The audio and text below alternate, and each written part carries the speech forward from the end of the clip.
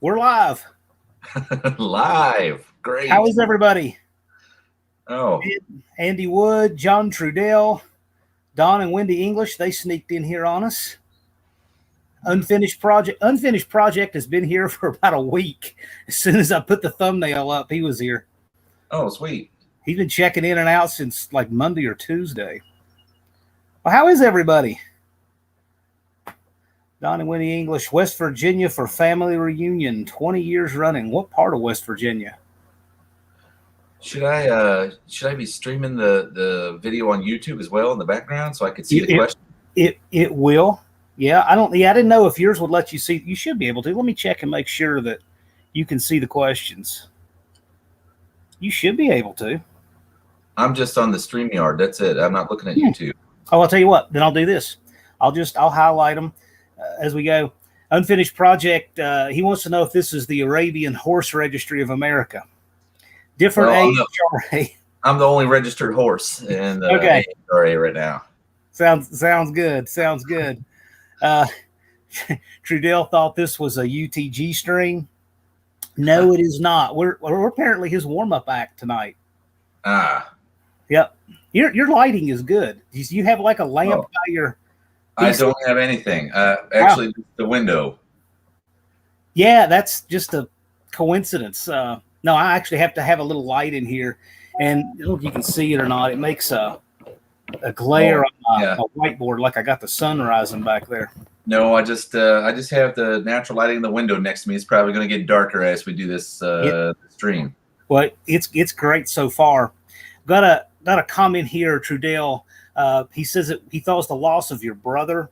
We do give your condolences, but it was not your brother, it's my understanding. No, it was my mother-in-law. Right. But regardless, our condolences, and we're glad to be able to hang out with you. Oh, thanks. Oh, okay, I can see the comments now. I had to click on comments instead of private chat. There we go. There we go. George Bonnie thinks you're awesome. Well, and it's kind of weird doing this because I mean everybody's probably like, "What happened to all your hair and stuff?" If you've seen my wife is a Laotian, right? So we had to do a traditional family Laotian funeral for her mom. So I had to become a monk for one day, and you shave off all your hair and eyebrows and all of it. Well, you look good with the look. You got the right hair. Thanks. I've had very little sleep in the past week. If you go bald naturally, you're going to pull that look off just fine. Yeah, well, maybe so. My dad was bald just like this, and I thought, man, do I really look like my dad now? Does this take you back to your Navy days?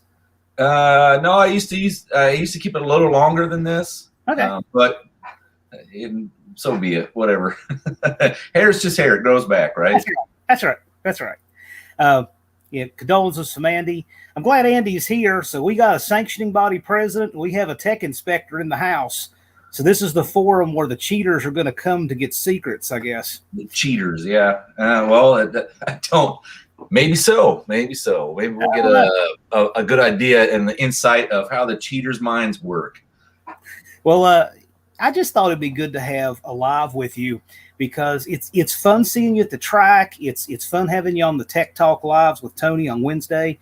But this is an opportunity to talk about the AHRA. And I still run into folks who just don't understand the sanctioning body because their whole life there's only been one big player in town, and that's the NHRA. Right. So I thought it'd be good to talk a little bit about the AHRA, where it came from, and what you're doing to bring it back, and why that's important to us grassroots guys. Okay. Well, that's perfect. I mean, where would you like to start? I'm cool as our oyster here. So who are you? So where did this Dallas guy come from that's making the AHRA great again? Well, I've actually been asked that quite a few times because most people had never heard of me before. Yeah. Really, I'm just a common guy like everyone else. Nothing special. I joined the Navy when I was 18. Really, I saw how I really enjoyed bracket racing in the 90s when I was young. I was 18 years old. And that was all I ever really wanted to do. I just wanted to go racing on the weekends and have a job that was 40 hours a week, no more, no less, and spend my time at the track. And Unfortunately, life got in the way. Jobs weren't that easy to come by in the 90s. So I ended up just joining the Navy, and 40 hours a week. I was pretty much had that by Tuesday. So I had no extra time for any racing whatsoever. But what it did give me the opportunity to do was, after I finished my time in the Navy, the last year I was in, I decided, okay, well, I'll get back into, drag racing, because that's what I'm going to do when I retire from the Navy. And well, I got to see it firsthand, the changes over the course of 23 years that to most people you were blind to the changes, because it just occurred so slowly over time that it was just like, okay, one more thing. The two-step came out and became prevalent. The throttle stops became the norm. You build a car that run 840s then go run a 990 index class. Right. That became commonplace to everybody over a long period of time. So no one really saw any differences except for myself, because I had a major contrast between the two, from what it was when I left until what it became when I got back into it. And it was such a drastic change that, the sportsman racer had become almost a professional, and there was toter homes and stackers, and that replaced the pickup truck and the open trailer.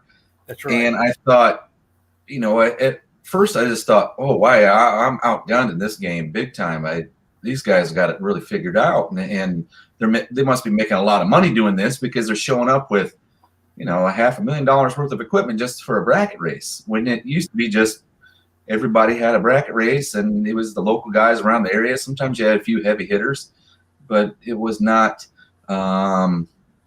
it wasn't commonplace to have all that equipment and all the, I guess, electronics at the time. So I just saw a huge difference. And then I noticed that there was a lot less racers and a lot less sportsmen in the sport because of it, because it had gotten so expensive. It's so drastically different that you had to be competitive on a super duper level.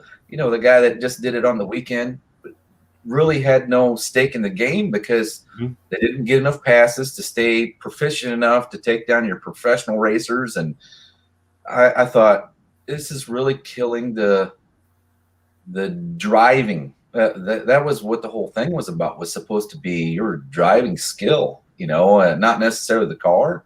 The car was just a tool to get there, but it was your driving skill. So I thought, well, why not take it back? There's nothing saying you can't take it back to, or up the ante, or whatever you wanted to call it. That's where I came up with the ideas for like our performance-based payout bracket races, which is completely different than everyone else's take on the whole thing. Well, tell us about that, because that sounds exciting. Well, so what I did was I upped the ante on the whole thing. Like I said, I liked seeing the driver win, not so much the electronics, but the driver, right? So that's what racing was really all about. It doesn't matter what, motorsport that you were in. It was really all about driving technique and capability and skill. So what I ended up doing was, you have to have a bracket program. But for a successful sanctioning body in drag racing, you have to cover all forms of sportsman drag racing. And that's where I feel that, like, say, the AHRA now fails, because all they do is brackets. That's it. That's straight brackets. You have to have a heads-up program. You have to have an index program, and you have to have a bracket program. That's the facets of sportsman drag racing. If you want to have somebody to be a professional, sportsman's where they start, and they have to have the skill set in the area that makes them a professional, right? Does that make sense? So, like, when you go to college to learn how to be a professional in whatever profession you choose. Yeah. That's where sportsman drag racing kind of comes in to take, you got to start somewhere. You have to learn the skill, and you can't just be a professional tomorrow. Right. There's no minor league in the NHRA anymore. Right. Exactly. I mean, even if you look at they'll say that there is a minor league. They'll say, oh yeah, our stock eliminator. Okay. Yeah, that's a minor league. Right, because stock eliminator, there's nothing stock about stock eliminator. There isn't a stock part on that car. Maybe the body. Those stock eliminator cars have more money in them than some of the fastest cars ever come to our local track. $100,000 is a starting point for a stock eliminator car. Yeah. So there's got to be, an entry level where a racer could show up, guy or gal, whatever, that has no money in it. It's their daily driver and have some kind of ability to race heads up. So I thought, well, why not foster that? That's what we really need, because to have a true professional, you got to have a small minor league to pull from, just like your AAA ball teams, right? Absolutely. So there's thought, no future when you don't have that grassroots. Exactly. So I was looking at it like, do you remember the 80s when kart and Indy were all together? Yeah. Oh, yeah. Okay. And that was some of the greatest IndyCar years. It wasn't until they split and then Indy went the way of the big dollar sponsorships, and they got away from where their grassroots really was. It was supposed to be the professional level IndyCar that started from sprint cars. Right? That's where everybody started. That they all started in sprints, and it was supposed to be the next echelon for sprints. Instead, once IndyCar and kart split, you got some guys went to shifter karts, some guys went to NASCAR, some of them, most of them evolved from sprint to NASCAR now. But I think Jeff Gordon was probably the last guy to do that. Last prominent one I can think of. Yeah, and maybe Tony Stewart. But if we didn't fix what was going on with the sportsman level drag racing, which there was a track everywhere, there's sportsman tracks everywhere, we weren't going to have a professional level. And the professional level was starting to wane now because sponsors weren't willing to throw down the millions of dollars to support those teams, because if you think about it, they were having to spend a bunch of money to get that person developed. So I thought, all right, well, we'll just take over the minor league role, and that's what it should be, is start minor league. The AHRA gives you the opportunity to do heads up, index, or bracket racing. You got to cover all three. So back to our performance-based payout bracket racing stuff. When you have a bracket program, it can't be the same old bracket program. That's what people are so misled about when it comes to the AHRA. Oh, it's got to be the same as somebody else. Well, if the same old hat is what you were wearing, we'd be this. Why even start all over? Why don't we just, hey, put all of our funds into NHRA? Well, they weren't focusing their efforts on the sportsman program. They're more focused on the professional level. So I thought, we got to change things up a bit. It can't be the same old hat, right? So what I did was, of course, you're going to have bracket racing, and bracket racing, its format you can't change. But what you can do is change the way things are, the stakes of the game. So what I did was this. Are you familiar with bracket racing much at all, John? Yeah. Oh, yeah. Okay. So I'm not any good at it at all, but I like it. That? I'm not any good at it at all, but I like it. It's a tough game. Very difficult, because, like I said, it's not good. Good bracket racing. Yeah. And when I started, I was kind of lucky at or unlucky, however you want to look at it. But my hometown track I raced at was Coles County Dragway in Charleston, Illinois. And if you weren't cutting 5.0 lights in any class, whatever class you ran, you were going home, right? Yeah, Man, I paid a lot of entry fees to lose first round. I did. And this was well before buybacks or anything like that. You lost once, you went home till next week. And so what we did was we decided to start with the way that you look at the whole program, right? Like, so you're going to have bracket, you can't change much of bracket racing, but what we did was change the structure on how you want to do it, the approach to it. So most of the classes are broke down. There's three classes essentially. You have your box class, your no box class, and then be like your entry level street or ET class. So Don and Wendy English are saying that elaborate bracket racing a bit. Bracket racing is timed racing. So once upon a time when drag racing first started, you had really what was called heads up racing. That was it. So what they figured out was the guy with the biggest wallet or the gal with the biggest wallet that was willing to spend the most money was generally the one that won those events. You bought more and better than anyone else. And they realized that it was a short-lived program if all you were going to have was heads up, right? So they came out with what was actually called bracket racing then. You were in a 9-second bracket or a 10-second bracket, but today would be called index racing. And so what you did is you built a car to run a certain bracket, an index, right? Well, that evolved later. I think the first track to actually really run bracket racing as we know it today, where it's timed racing, is Cordova, I believe. I believe it was Cordova. But either way, what happens is they pair you up, and the computers are capable of determining a time difference. So what happens is if you have one car that runs 6 seconds, one car that runs 10 seconds, there's an exact 4-second delay between the cars. So between the green lights for each individual side.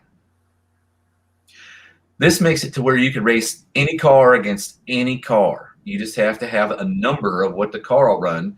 And the difference between the two at the finish line, because in a perfect world, they would both end at the exact same finish line perfectly, right? But it never works out that way. It generally is driver error or the inconsistency of the car or the driver itself that makes the difference and determines the winner. So it's the person that finishes first without going faster than the number that they have written on the car. If you leave early, you get a red light, you go home. So like Price is Right, closest guess without going under. Right. And I mean, you got, like I said, you got to have all three facets of sportsman racing if you want to have a successful sanctioning body, as if you will, a racing program. You have to have all three. You can't just pick one, and that's where the AHRA is. They pick the one that they have left. That's bracket racing, and they put all their eggs in one basket, and they hope they can pull it off.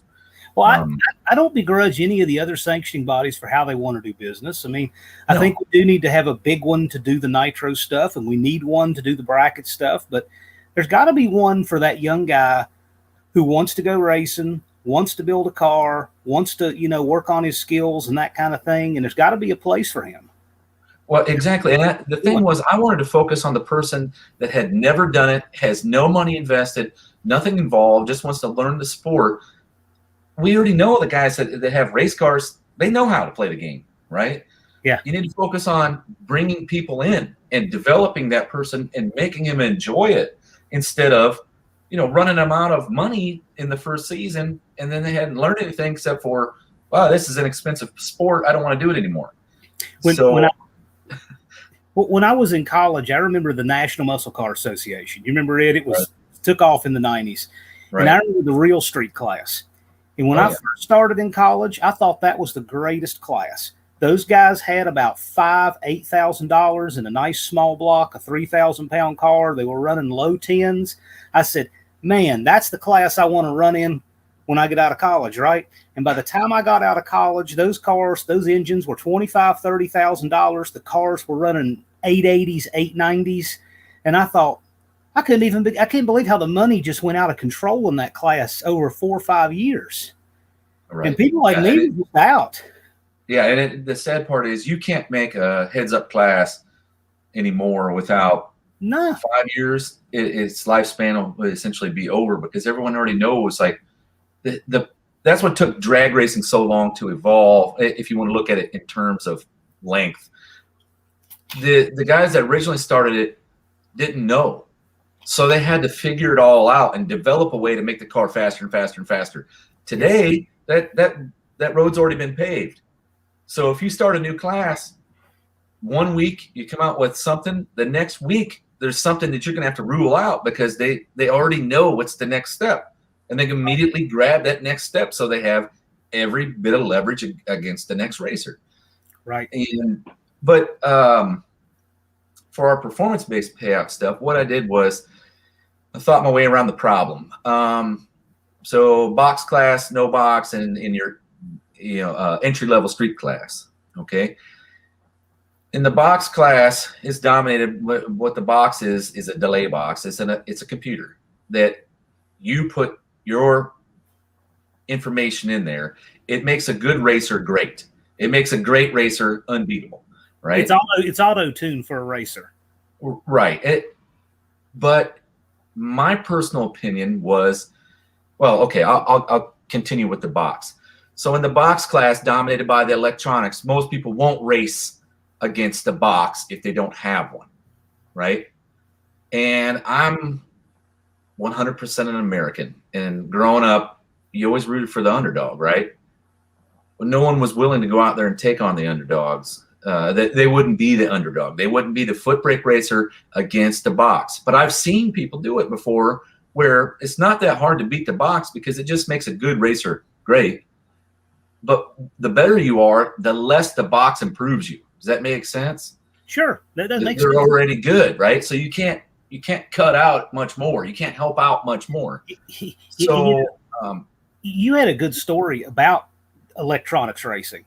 Right. You can tell that. I mean, you can withhold the names to protect the guilty, but that was a great story about you trying to run an electronics class. You want to tell that one? I think that's really. Oh, sure. You're talking about super gas? Yeah.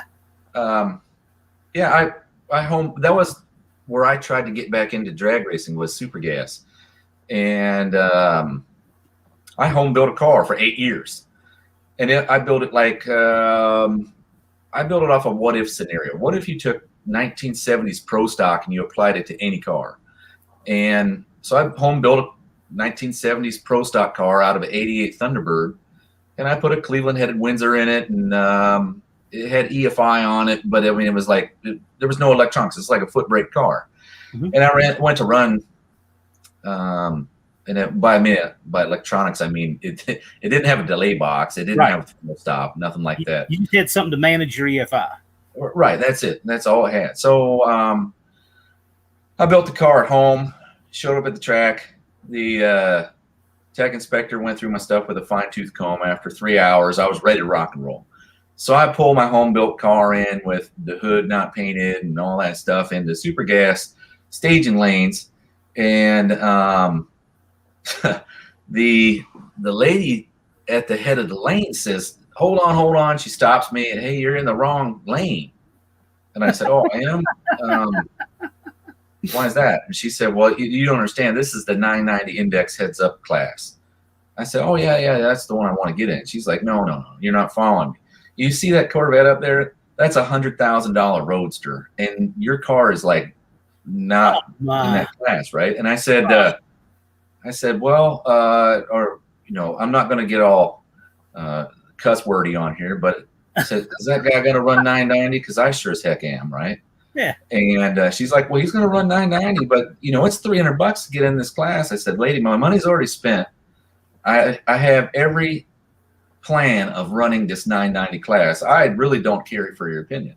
Right. And so she, okay, you want to lose your money? All right, no problem. So okay, I was third pair in, and I had never run super gas. I hadn't even seen it since 1992 or 3 at the U.S. Nationals. And they pull our class in, and people are leaving the stands. I mean, like in droves. Yeah. And I couldn't figure out what was going on. Like, does it suck? Does it super gas? This used to be the epitome of the sportsman level class. Does it suck? And, then I saw the cars in front of me. They were all falling on their face. And what the heck is going on? I I hadn't thought nothing of it. It was 990 index. What is there to this? And anyway, I get up there and do my burnout. I pull up to the line. I bring it up to about 2,500. Light goes down. I stand on it, and that sucker comes up about 3 feet in the air. I grab second gear, and it's coming down. And I see out the right-hand side of the car, there's 3 boys on the fence line cheering, right? And I run down through there, and the car runs like a 10:09. And this is for second round of time runs. And I'm like, okay, well, I need to add. I hit the rev limiter at the 1,000-foot mark, so I'm like, okay, I need to add a little bit more to the rev limiter, right?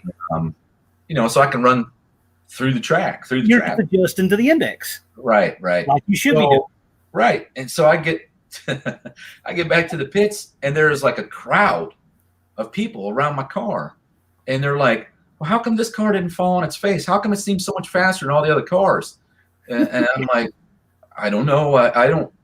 I know they have throttle stops and stuff, and that's probably what's going on. Because it really is a 990 car. Right. It was built. It'd be like what it looked like in Pro Gas, because that's what the class originally was called in Southern California, Pro Gas. It'd have been like Pro Gas 1978, right? So, well, everybody was looking my car over, and next thing you know, some of the racers are out there looking it over, like, where's your box? So we didn't see you stop. And I'm like, no, I don't have any of the electronics. I don't have any of that stuff.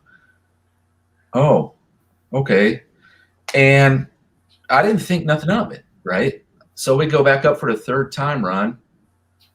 And I set the rev limiter up higher, and to like 7,800, I think is what I took it to. And anyway, I did my burnout and let her eat right off the light, and then next thing you know, there's more people up there cheering on the fence line. And it ran a 994. Nice. So I thought, I'm 400ths off. And, a couple of guys are in there with like 4,000ths packages. I ran 990 with an O and a 4. So they had 4,000ths. And here I was happy with my 4/10ths. Yeah. And they call a driver's meeting over at the tent. And I'm like, huh. So I run over there, and everyone is bitching. And I walk up to the group, and there's an older guy standing off to the side. I said, hey, what's going on? He said, oh man, they're all bitching about you. And I'm like, me? What did I do? I just showed up. I made 2 passes. I'm 400ths off the mark. What the hell could they possibly be bitching about? And he said, no one's run super gas in 30 years without all the electronics, and they don't know how to race you. The kids that are doing it now, that are driving, have never raced like that in their life. And they don't know what to do. He said, I like what you're doing because you scared the crap out of all these guys. Yeah. And now you're in every person's head, and you got probably the least chance of winning out here. And I'm like, oh, cool. So I listened to them, and they were bitching. Hey, it says in the rule book, you got to have this throttle stop. And the tech official's like, no, it says in the rule book, if you run the throttle stop, this is the kind you got to have. Right? Not that he has to have one. Right. So the older guy, when the meeting was all over with, they just pretty much told him, suck it up. Yeah. And the older guy grabbed me. He said, hey, I really like what you're doing. I tore my car up. I'm going to give you these 25-inch tall tires I got off my car. We'll just swap the front wheels over, and you'll have less rollout. I want to see you scare the crap out of these guys, because then change it back to the way it's supposed to be. Right. And first round, I pulled this old Bob Glidden Pro Stock Pinot, and he was throttle stopping on the big end of the track, so down at the far end. He asked me, hey, what do you got dialed in the box? And I looked at him, and I said, what box, right? And he's like, you don't have a box? I said, no, I'm not running a box. He said, well, how are you planning on winning this class? I said, I'm going to go out there and give you hell, and if I screw up, I need to get better, right? Nice. The guy says, he's like, oh, okay. And he turns around, and then he started asking everybody else, hey, what are you going to put in the box against this guy? He had no idea what to do. Right. And I thought, oh my God, I may have stumbled on something stupid here, right? I didn't have no idea. Maybe this is the way it's supposed to be. And so I, at that point, I went up, ran, and I think I ran that. I blew the tranny up on it let's see, I pushed out the front pump seals, what I did. I think the very first pass, but I ended up winning because the guy didn't know how to race me. You know, he took off. That car was fast. I mean, it took off, and I ran him down, and I get toward the end, and he comes on that throttle stop, and I just go around the dude like he's in park, right? And I didn't think nothing of it, you know, and it ran like a 996 with a 2, I think, something like that. But I ended up clipping him in the lights, and but it blew. It was blowing smoke out the front of the pump. And I just loaded up and went home. You know, I have a rule for a thumb. If I go drag racing, if I got to jack the car up, I'm jacking it up into the trailer and going home, right? Because I got all my tools at home. You got just the basic necessities at the track, right? Right. So that was it. That was it for super gas. But that gave me the idea. You know, when I went back to the next event, I got the tranny fixed. They gave me such a hard time at Tech. They gave me such a hard time just getting in the facility that I didn't even get any time runs. And they're like, okay, well, you're not going to get any time runs in super gas. We ran them all. What do you want to run? And I said, oh, crap. Well, you know, I was wanting to run super gas. I didn't think anything was up, but I got to, you know, I'll run the bracket class. So I run the bracket class. I went 6 rounds of brackets that day and ran 990. I had it dialed on the window, not a time run, right? Because I figured in bracket racing, I could just jump in there, and I knew I could at least stomp the brakes at the big end, something. It was going to give me. But super gas is all thousands. It's like in my personal opinion, would be the epitome of, it'd be the pinnacle of sportsman bracket racing is what I kind of looked at it as. But so at the third event, they wouldn't even let me in the gate. So they decided to protect their guys that kind of the racers threw such a fit they didn't want me back. So I thought, we got to fix this. There should be no reason for it. I mean, it was harder for me than anyone else. It's not like I was murderous. You know, I was giving them 600s. I mean, gosh, any of them other racers, they would be happy to have 600s on anybody that day. But if they complain about 600s, that says more about them than you by far. Oh, right. Yeah. Those guys ought to be able to cover that easy. Yeah. But I think it just scared them. I was in their head before we even pulled it to the line, and they didn't know what to do. Right. So anyway, back to our performance-based payout. What I did was, in our box class, you can run a box, and if you're a member, we pay you extra money to win. It's just performance-based payout. You win, you need to get paid. If you're a member, we pay money on top of the track, right? So the track has, say, like a $2,000 payout. We pay $400 on top of that for just being a member. You know, it's $50 for a whole year. So cool. You win one of those, you get 8 years worth of membership essentially for free, right? So that's kind of how it worked. But where it gets better is this. If you're a foot brake racer and you win the box class, the payout's now $800 from AHRA. And that $800, it goes on top of track payout. So $2,000 plus $800 from the AHRA, because we look at it as like John Henry, right? John Henry was the steel driving man. Mm-hmm. He was the guy that was willing to actually kill himself to prove he was better than the steam driven.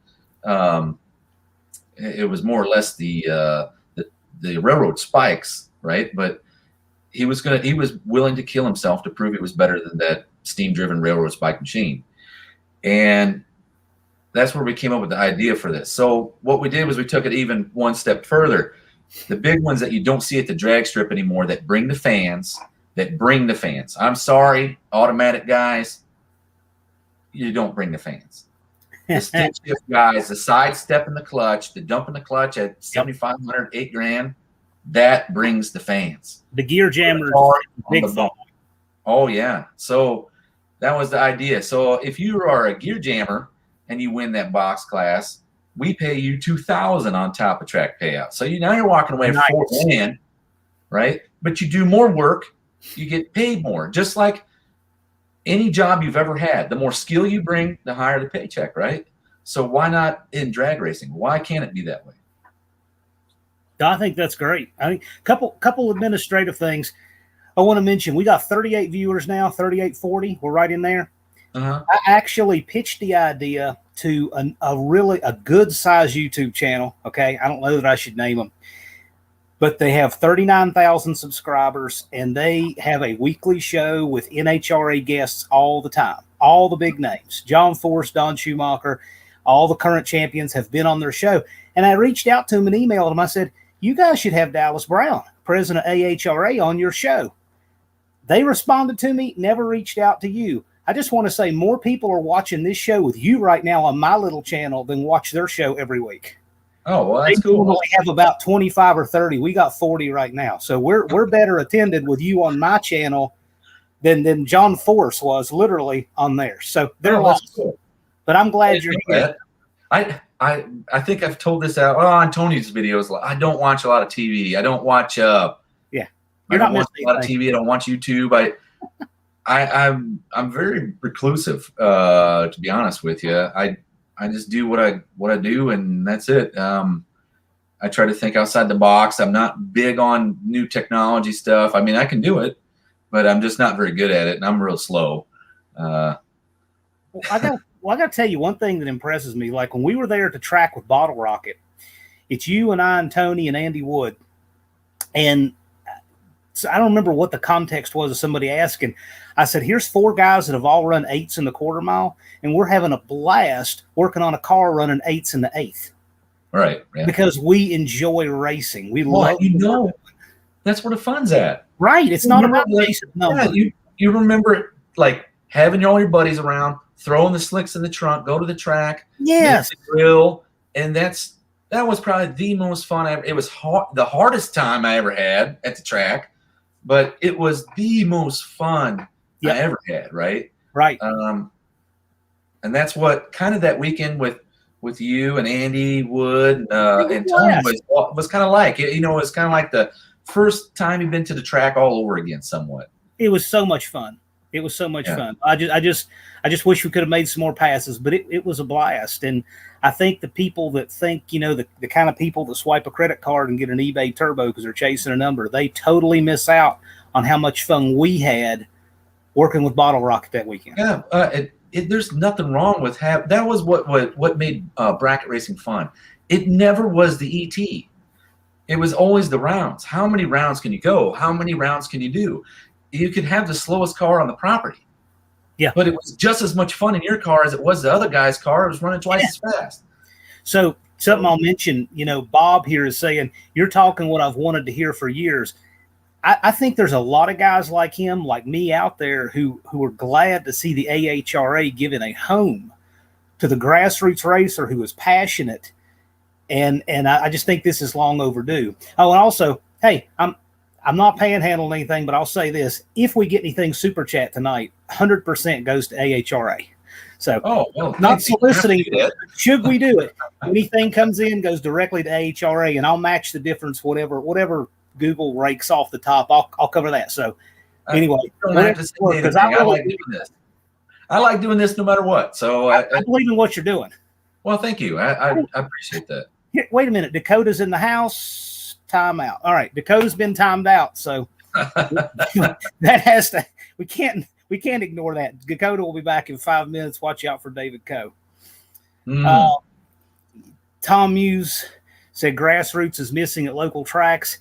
Even at local tracks, it's a lot of that's kind of missing. We're seeing a new regime of young people, and I just want them to.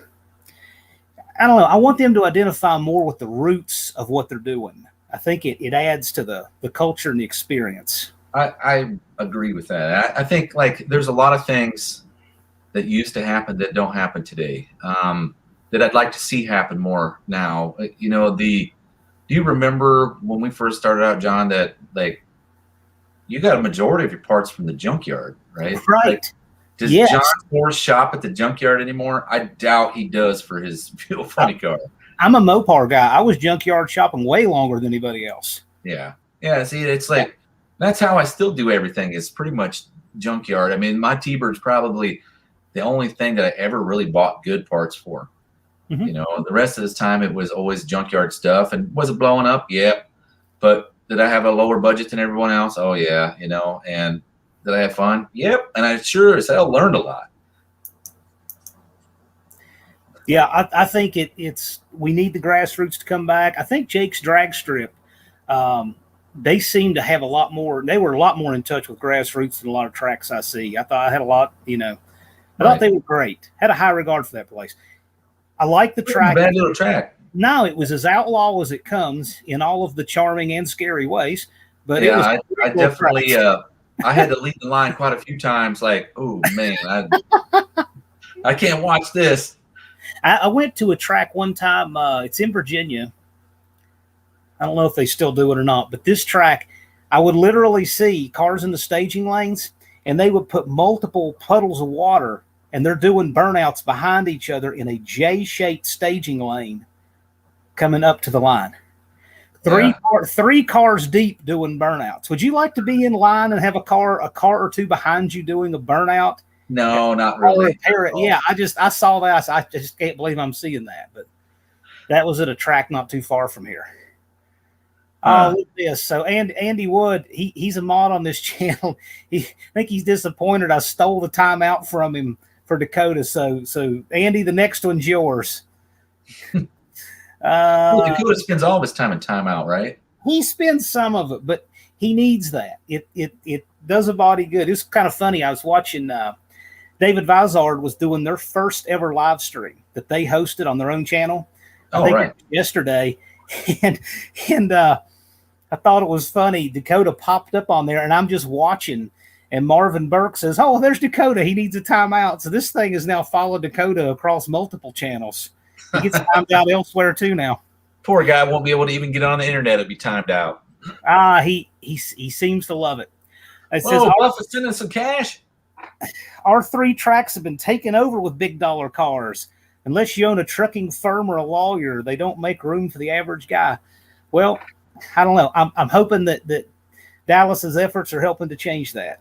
And I'm excited about AHRA. Hang on a second. Well, I'm wearing the colors. You know? Oh, yeah. All right. Of course. I was going to wear the white shirt because it's got the color logo and it's MIA. I guess it's in the wash or something. I just so happened to wear this one today. I have the most weird week, you know, besides the funeral. Last night we got home about 1 o'clock. You know, it's a funeral. It's a wake. It's actually a celebration of life.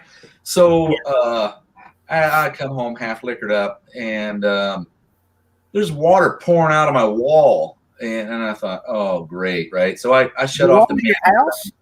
Yeah, I shut off the main to the house, and I went to bed. I'm like, I'll deal with it tomorrow when I'm more sober. And I'm like, great, you know. Well, I get up this morning, you know, 5 hours later, and the water is still spraying, right? And I'm thinking, and the main shut off. Oh, it must be before the main that it's busted, right? So now I'm going out to the street. I'm shutting the street off. The wall's sagging, all the drywall's falling off in that one spot, and I'm like, my God, you know. That's just how my week has been this week, and it's just been brutal. But this was the only clean shirt I had to wear, which was my American Hot Rod Association T-shirt. There you go. But it's my I Want You Man shirt. I don't know if you've ever seen these. I'll show you the back. But oh yeah, the Uncle Sam. Oh, maybe. Yeah. Going the right way. That's the Uncle Sam. Yeah, I can see it. Yeah. I made those shirts last year, and they were a big hit. And so we people have been begging us to bring them back already, and it has only been a year. I like it. It's very retro looking, which is, to me, I like the retro aspect. Right. You haven't modernized the AHRA just to try to be hip. You're embracing all the stuff it already had. And so for instance, my race car is going to have a very period 70s look.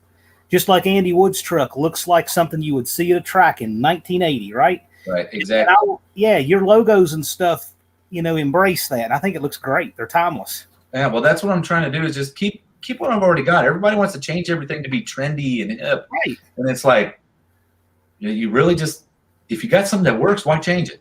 Let's look at something that was already cool and appreciate why it was cool. And if it wasn't cool, let's make it cool. Yeah. Tom, you're right. That track was pretty close to Roanoke. I don't know what was scary, Andy, but perhaps so. Buff Del Campo, thank you. 25 for AHRA. You got it. So anyway, I just thought, just spur of the moment, anything we get is going to go to AHRA in its entirety. Somebody up here, Unfinished Projects, asking him to step out. Was there an answer to the average payout of an AHRA event? So the way ours works is this. I'm not a greedy man. I'm not trying to, I just want to continue doing this. Fix sportsman drag racing is the big thing. I hate to say, I don't like to blow my own whistle. I'm very selfless. That's why I did 23 years Navy. I'm selfless. It's something that they teach you. But the whole idea, like when you buy a membership, say you buy the bare bones minimum membership, it's $50 for 1 year to be in on the performance-based payouts. 35 of that goes directly back into the payouts, right? So that's how that works. You buy your membership, everybody else buys their membership, but $35 of your $50 membership goes back into the payouts. So our payouts, and it sounds kind of corny when I say this, they change all the time because you have people coming in, you have people leaving, you have events that are canceled, you have events that are not canceled. It's all based on the way it works is the number of members plus the $35 per year, right? Plus the number of races. Well, actually not plus. You take the number of members, $35, you get to come up with a number. Divide that by number of races, and that's what we got for performance-based payouts, right? So the more members we have, the bigger the payouts are. And I've tried to explain that so many times, and it just seems to fall on deaf ears. Like, oh man, it was 7:30 last time, and now it's 5:20. Why? Well, we lost the track last year, and all the people have fallen off in the past 3 months, right? So that happens. You want a bigger payout? Help get your friends involved. Yeah, get your buddy to join. There you go. So, Tom says Union Grove. What was that word? Kakuna and Rock Falls Drag used to be AHRA tracks. I guess that was way back in the day. Yep, that was. So Friday night was all cars lower than $11.99 or a few cars for main events on Saturday. Have you so what kind of experience have you had trying to both reach out to tracks that maybe used to be AHRA and maybe tracks that are closing, like tracks that have closed in the past? Because that happens a lot. I see a lot of them close. I'll tell you what. So when I first started in the racing off seasons, when I started calling the tracks. So October to April is when I start calling tracks, and I tried chasing up sponsors. I don't know how to explain it. I've never been a salesman. I'm not a salesman. I'm a damn sailor, right? I mean, I'm drinking beer, working 20 hours a day. That's what I'm good at. And man, you can only hear no so many times until you start thinking about, man, I must be a real douchebag of a person. You start feeling down on yourself, man. Like, gosh, this is killing me. I can only hear no so many times before you start getting down in the dumps. And man, I tell you that it's hard to sell something, and you're not a salesman.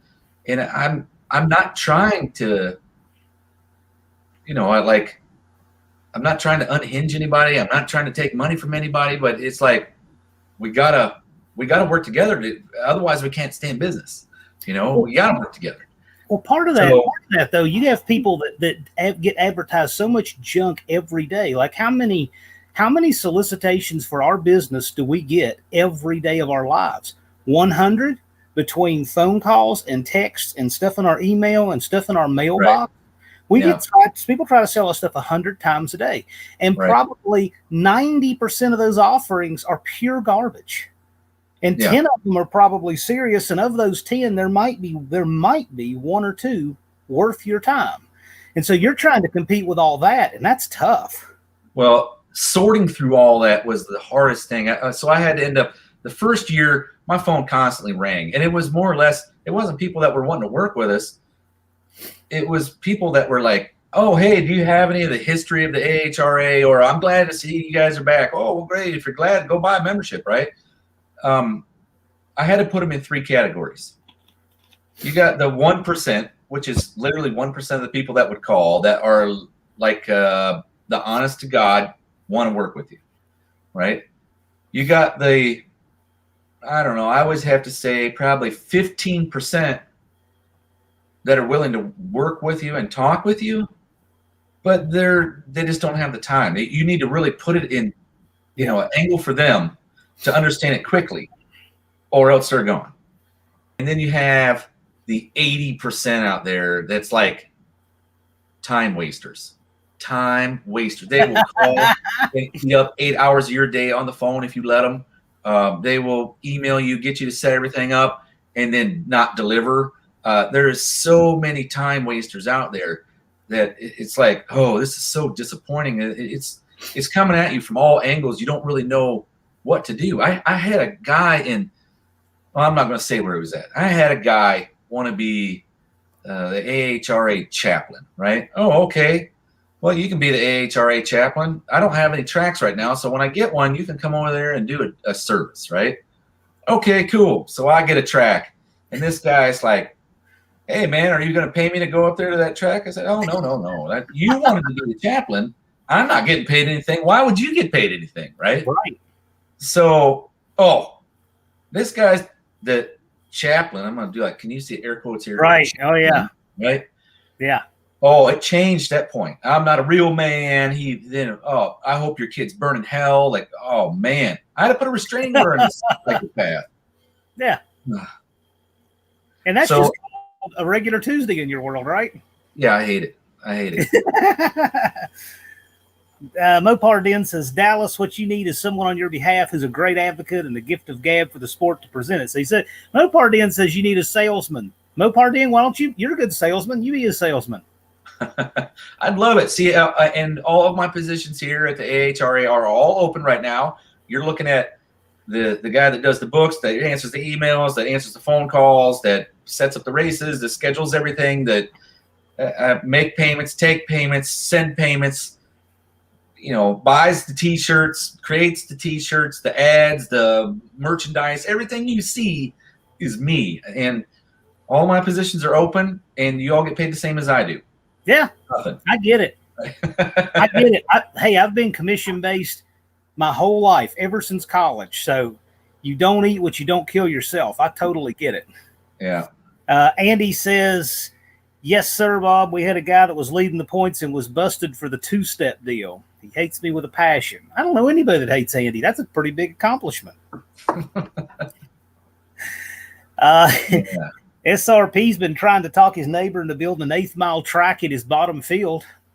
Well, that would be pretty awesome. Is he in Iowa? If he builds it, they will come. There you go.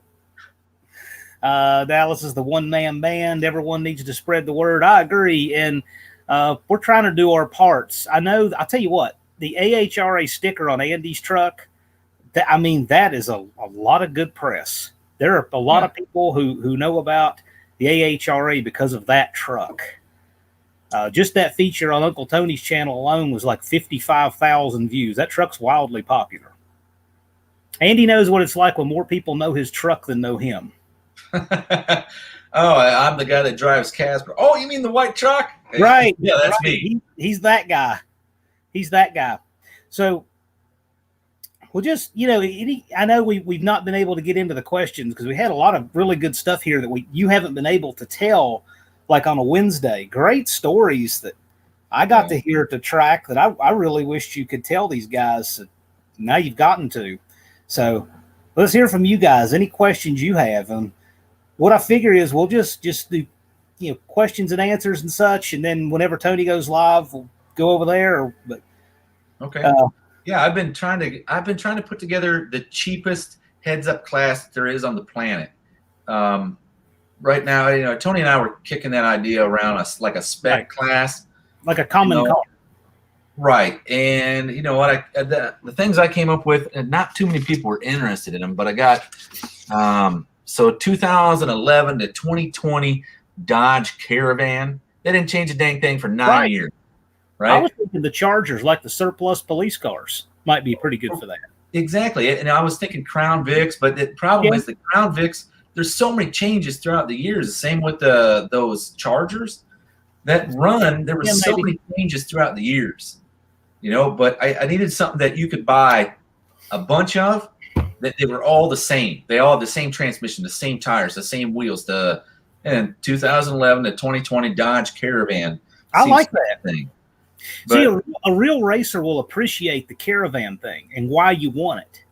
I think it's cool because you load your whole family in a sucker, go to the track, unload them, go race, pick them back up, go home. Yeah. Well, I like it too that it forces guys to really understand the science, and they really have to be, you know, they have to be smart. They have to use stock parts, and there's a lot of time involved in that. Not as much money, but there's a lot of time.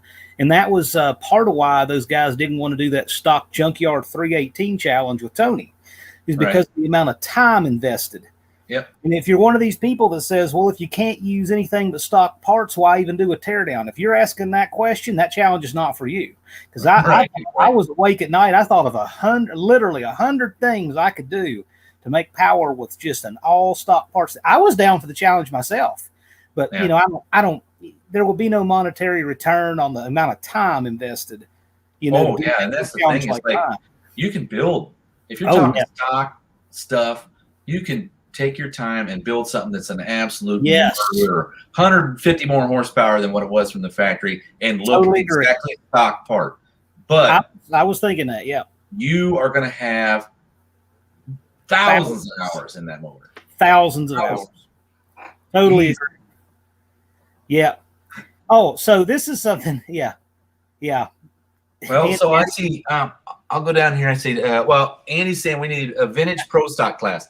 Nostalgia pro stock. Okay, I've been beat up by these guys 3 or 4 times, and I want to get to Bob Ganshaw's bring back GT class, which he must have been a fan of the GT class, and I had 2 races and I never had anybody show up. So, but we'll get back to Andy's deal there with the nostalgia pro stock. Okay, here's the biggest problem for nostalgia pro stock. What era do you take, right? You have the first 2 years of pro stock where they were legitimately a car. Right? And you had one guy that would rule them all. There was, matter of fact, there was like two guys that would rule them all. Ronnie Sox, there's a reason why that he was just a murderer at the track the first few years of pro stock, and that's because the dude could run a 4-speed like it was a Linko, and it'd be in 833, right? Right. And he could shift. And that was the biggest thing that just about outran everybody, is he could make it through all 4 gears. Right. Then came 1972 and later. And 72 is when they started doing Linkos in the cars, right? And then also similar. What Grumpy Jenkins? How early did he? That's what it was. That was the shift. It was the Vega, the Grumpy Vega. Yeah. So it took the stock car out of it. Now you had a tube chassis car, right? And it wasn't, the Linko didn't come along till like 75 or 77. But then it took all of the guys like Ronnie Sox out to where everybody was Ronnie Sox. Everybody could shift, you know. And it all it did was dumb down the skills that you had to have to drive the car, right? Right. But that's where you're like, what era do I take? How do you define a nostalgia pro stock car? And here's the biggest problem. And I didn't really think of it from this perspective, but I booked in a couple of nostalgia pro stocks at Jeffers Motorsports Park for the 50th anniversary race. And they were the guys up out of Chicago area, Mark Papps's group. And I said, hey, I've been kicking around the idea of, Uncle Tony's saying Linko was 72. So, Hey, Tony, since you're watching, we plan to just send everybody over to your live whenever you go live. So as soon as I see you go live on my phone, we'll close up shop and go over. Just so you know, not trying to run over your time. So I'm definitely trying to get to Andy's question and answer the whole thing about nostalgia pro stock. It's a tough road to hoe because you got to skin the animal like from multiple different angles. When I had Mark Papps's group down, they had explained to me they're running like 632 cubic inch big blocks, right? And the reason why they're doing that is because they don't have the money to build a DRCE 500 cubic inch motor to run the number, right? So they do those big cubic inch motors to make up the difference. The problem is, where do you draw the line on that. So we do a nostalgia pro stock class. Somebody builds a Vega, right? A Grumpy Jenkins style Vega, 448 cubic inch small block Chevrolet, small block, right? Mm-hmm. Best heads money could buy, makes 1,000-something horsepower on the small block, runs with the fastest cars out there with 632s or Sonny Leonard 700s or whatever they got in there that they can afford. And that Vega just runs all over them, right? Good. The problem is, like, you can't cage the animal. Yeah. You can't cage the animal. Because once I start putting a cage on the animal, it's no longer nostalgia pro stock, right? And I didn't know where to start. And I did a good job with nostalgia modified. If you guys haven't noticed it, I mean, like, read the rule book, we brought modified back last year, and I rewrote the rules on modified, and I captured it in a time frame. And that's kind of what I'd like to do with nostalgia pro stock. But what you're going to do is you're going to shoot yourself in the foot, because let's say I capture them in time frame 1979, right? 79 is great because you still have some of the cars that were legitimate cars that were turned into pro stocks, right? You got the Lenko in there, so just about anybody can drive. You got small blocks and big blocks. The problem is going to be the guys with the later pro stock cars that were built to run pro stock, because in my opinion, pro stock really didn't die until about 1989, right?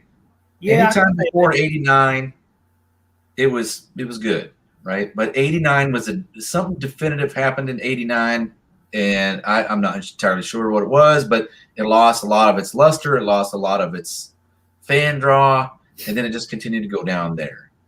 I was trying to find one time, out of curiosity, I did this with both NASCAR and with NHRA Pro Stock. What was the latest year that anybody in the field had a car that started out with a VIN, used a real car to start with? And the latest I ever found in Pro Stock, I found a video from 1986, a national event, and one of the cars in the field was made from a real car. Like, you could see that it probably had like a wrecked one or something. What's that? It was probably like a wrecked car, because you only got like a 4-year period on those cars, but most of them are body and whites. Well, it was a third-gen Chevrolet, so it was definitely new enough to compete in Pro Stock.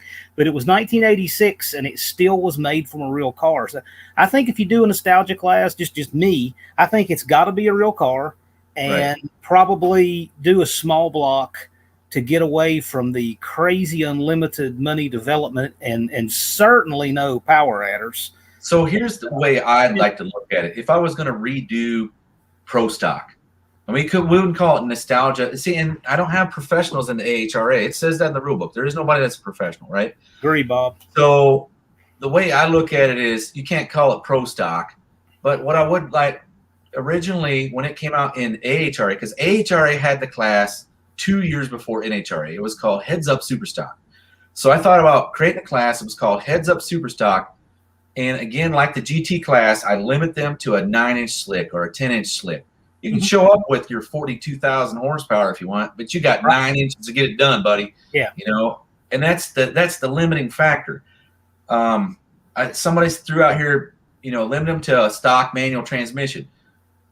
Man, you want to see it get expensive, you do that, right? But I do like the stock chassis thing. But I'll tell you what, it's going to be hard to find a car that's not cut up that's a 68 Camaro. I mean, you can buy panels and put them back together, but it's tough. That will be the hardest class to construct. It'd be super cool, but it would be really hard to construct. Yeah, I don't know. There's nothing that pops to mind as like and I'm sure there's not an easy way or it's already been done, but I'd love to see it, because it would just be I definitely like to do something similar to it. And the manufacturers aren't helping you out because they're not making anything that even is capable of running the class. Right. That's what's killing it. The Camaro. Yeah. Okay. The Camaro. You're not anywhere. You have to back off the car essentially, just so you have a live axle in the rear. Right. Yeah. I can see that. Tom Hughes believes that the Pro Stock class died with parts not being available over the counter. The late 90s, you could not buy, it looks like Big Chief heads. It was reserved for GM-sponsored racers only. Yeah. Tony says that's why you build nostalgia pro stock around legal current SS car. Well, that's okay. That's probably smart. That would probably be the easiest way to go. But you throw your rules on the super stock cars that maybe aren't, like give them an opportunity to run without having to change much, right? Build it around the guys who aren't competitive to these guys that are spending $250,000 on their super stock program. That would be that, because those cars are really exciting. I love super stock, especially like when you look at I don't know if any of the super stock cars are still running 4 speeds. Most of them are probably automatics these days. But yes, Sega has a manual super stock. I don't want to mirror that because I don't want to create a class that somebody else already has. That's kind of, the Wendy's hamburger compared to the McDonald's. I mean, it's the same thing, right? And I'm not trying to compete with Sega. But it gives them more than one place to race. I mean, a lot of guys race the AHRA and IHRA, NHRA and IHRA Pro Stock. Right. I mean, so you could have a class that could cross over and wouldn't be hard for them to run into. I could see that. Yeah, and I think the best thing to do is to start with, I just call it AHRA Heads Up Super Stock. Yeah. Right? And that way it doesn't give me any false pretenses that it's a Pro Stock resurrection class. Right. But, maybe Tony's right. Focus it around the current nostalgia super stock cars. So, or current super stock cars. I think that's a good way to do it.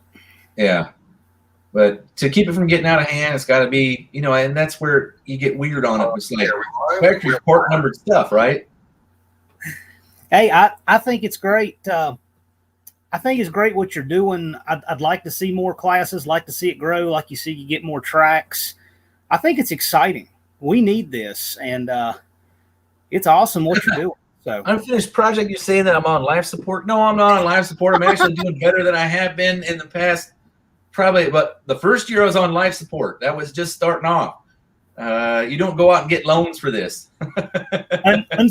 Unfinished project always is happy to give you a side order of sarcasm with any order free. Sweet. Well, I got a whole big pile of it there. But I'm definitely not on life support. I mean, I'm a small business. We've been a small business, and everything that we get pretty much goes back into it. So we're far from life support.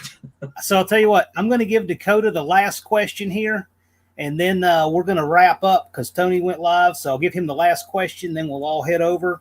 So does AHRA have a racing class for more basic street cars? And that's directly applicable to him. Yes. Well, so far, I mean, about the only thing you could jump in there and run would be the street class bracket racing with the performance-based payouts. So that's really the biggest gain you'd have there if you wanted to go racing tomorrow. So again, yes, you do have a class. Would it be any different than anybody else's? Probably not. Now, we did have a basic entry heads-up thing that we did once a year. Probably not going to do that in the same format. I'll change things up. But it's a once-a-year heads-up. And you find what we do is you pair it up with another car that has the same basic ET, right? And then you get a best out of 3. So that's it. If you wanted to jump in there and try your hand at heads-up racing with whatever you got, you can do that too. Well, hey, Dakota, if you want to do something like that, reach out to me, and maybe we can film a little bit and do it. Your trip to a track to run an AHRA event. I'd be all about that. So let's time Dakota out because he needs that second time out of the day. And Tony's live. We'll head over there. I really thank you for coming on live and telling us all this good stuff because that story needed to be told. Yeah. Well, thanks for having me. I appreciate you having me on, John. Yeah, man. Let's do it again sometime. All right. I'm gonna wrap up and I'm going over there to UTG, and hopefully I'll see some of you guys over there. All right. Well, I'll see you later then. All right. Wednesday night. We'll see y'all. All right.